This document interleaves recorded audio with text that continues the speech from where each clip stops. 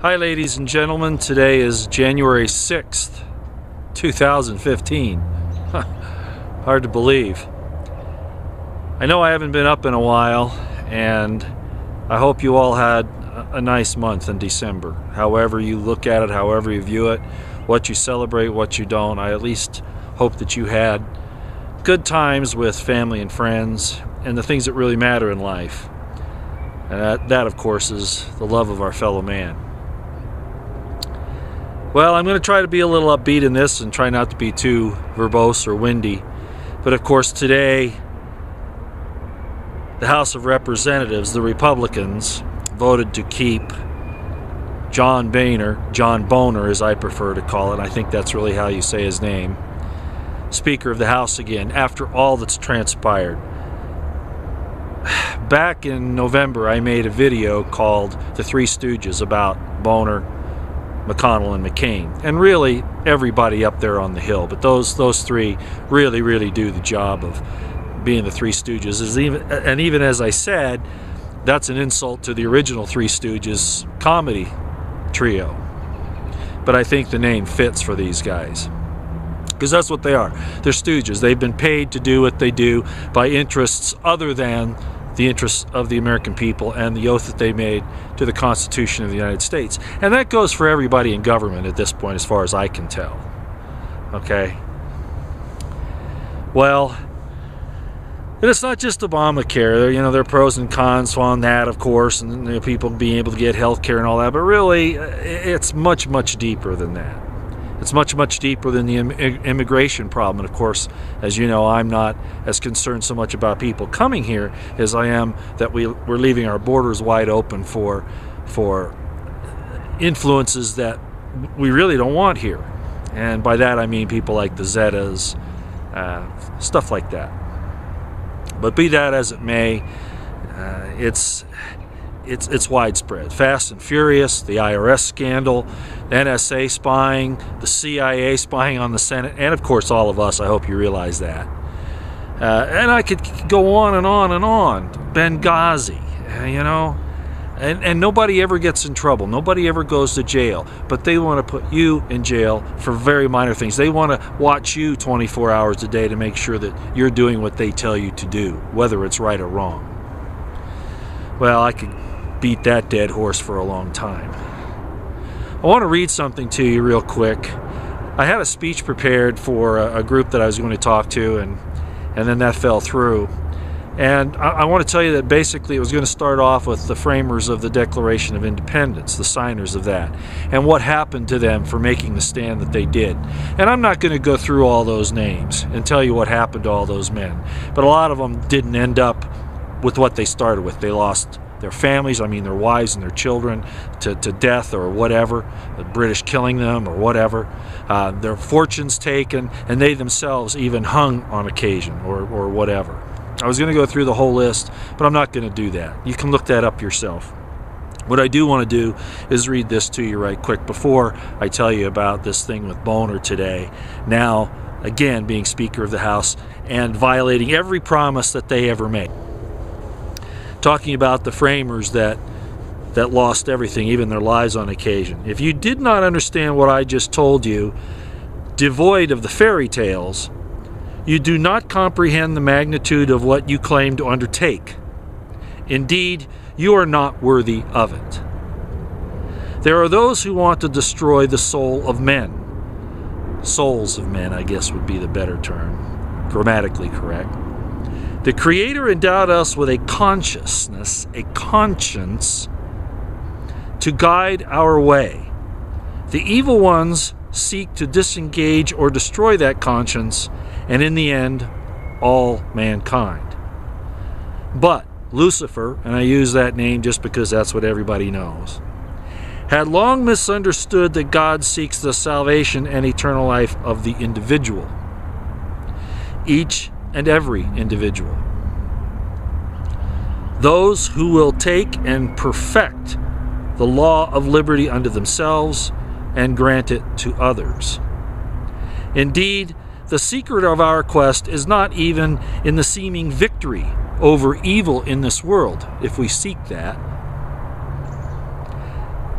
that evil that seeks the demise of liberty, but in the quest attributed to Jesus, that quote by him,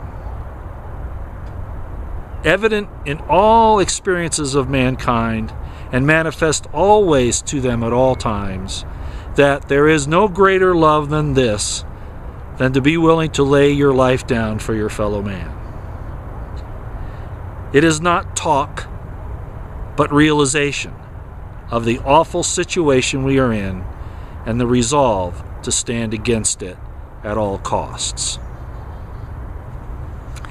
Kind of rough because it's kind of hard to see in the light here. But I wanted to give that and say this.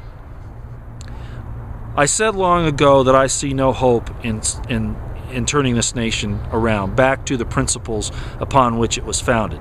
Again, like so many other commentators have said, it's not perfect. It's not run by God. It's run by men.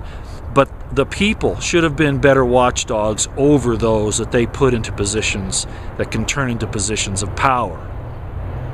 The people are the ultimate power, and that was the concept, but it's been reversed. And I'm not going to sit here and preach to what happened, because if you don't know by now, you'll never know.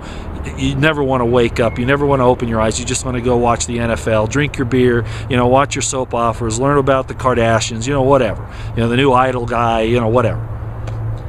And I know most of the people that look at my channel aren't like that, but I've got to say that for those who don't really realize that their ignorance, their ignoring of the issues that are going on today, they're not going to get past it without being injured and contributing to the injury of others because they refuse to stand and say, no, I'm not going to let that happen. If it's something they don't want you to know about, they clamp the national security thing on it, just like the British have done with the pedophile rings that reach all the way up into the royal family. And that's going on here too. You have the Franklin cover-up. You have the situation now with President Clinton and the situation down here in the Caribbean. I mean, and we've all known about this stuff, and now here it comes out, and it's like, so what? Most people get outraged about it for 5 minutes and move on to the next thing. It's indicative of the disease of this country and indeed of the world. So getting back about what I said here, I'm afraid that this nation is long lost. The contents of the bottle are not what are on the label, and I don't see any way of saving it. So as I've said for a long time, we need small groups of people that we can count on, get your commodities that you can trade, because you can't eat or drink gold and silver. I mean, it's all right to have a little bit of that, but the fact of the matter is you need to think about bartering in commodities that you need, that you use to make other things, stuff like that.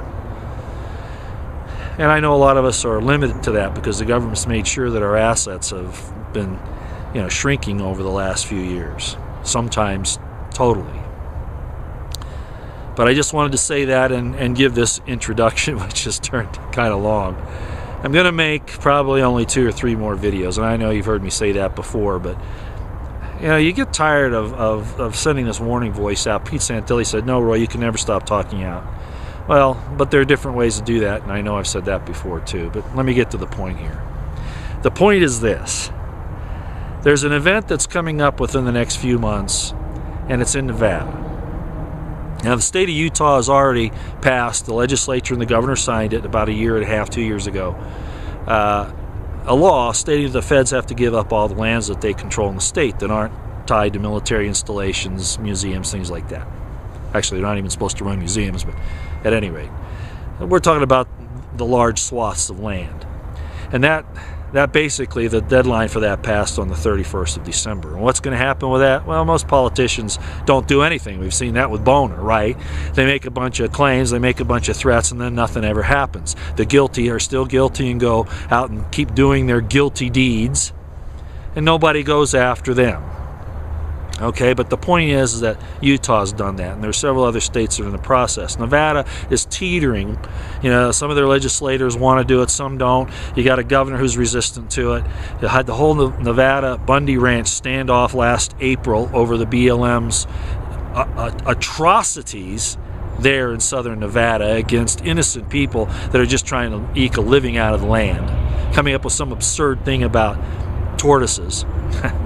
Well, now, of course, President Obama, and I use that term loosely, signed the Area of Critical Environmental Concern executive order, and I guess completed 3 million acres total with all the stuff they've got going on of taking it away from of use by the American people, especially Nevadans. Well, part of that area is the Bundy Ranch, okay? And part of what this bill says apparently is that they can't even do ranching there, so the Bundys will be out again. So here we are faced with basically the same situation we were last year, but in a larger situation, a much larger, much bigger. Well, folks, what's going to happen there in southern Nevada at this second standoff will be the barometer by which you can determine the fate of the American people and of this nation. The destiny of this nation was sold, the good destiny was sold a long time ago with some of the horrible things we've done, the unjust wars, the millions and millions of abortions of innocents, and I could go on, stealing of property of people under the guise of taxes, bank failures, and big banks can get forgiven their debts, but not the little people. How dare you grind the faces of my people? How dare you? Ever read that? Well, at any rate, what's going to happen here in southern Nevada, probably in March or April, somewhere in that time frame. It's supposed to be January 10th, but I understand they've backed that off, primarily because, and you're not fooling me, federal government, you never want to do military operations in the wintertime if you can avoid it. Okay, I wasn't going to bring that up, but I'll just say it. That's the real reason why you backed off, not because you're changing anything, any of your goals, or want to negotiate or discuss. It's just that you know that you need to be able to operate, and you don't want to do it in weather you can't count on. So at any rate, this is going to happen sometime in the March-April time frame. And all I'm saying to everyone out there is that this will be the defining moment, because bringing scriptures back into that, Moses was told and the people of Israel to go possess the land. As far as the American people are concerned, if you don't claim your land, if you don't possess it and claim it, and ask God to stand there with you, dedicating it to Him, you're going to lose everything. This is not supposed to be a nation run by a king other than the king of the universe. Well, I'll do some follow-ups. You can depend that I'm going to bring Brian Thornton back into this as well, because we are going to do some more ordinances, some more rituals, if you like.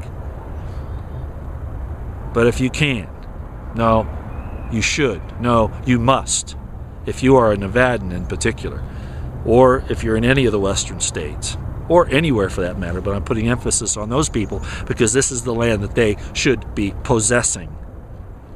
If you want to remain in this land, if you want to have it for your posterity, if you want to have it in liberty and in virtue, you need to come make a stand in some fashion in Nevada. Not northern Nevada, southern Nevada, Clark County in particular, in one way or another. We cannot allow the government to do this without opposing it in some fashion. The best getting God involved, because despite what you might think, He is the God of the land.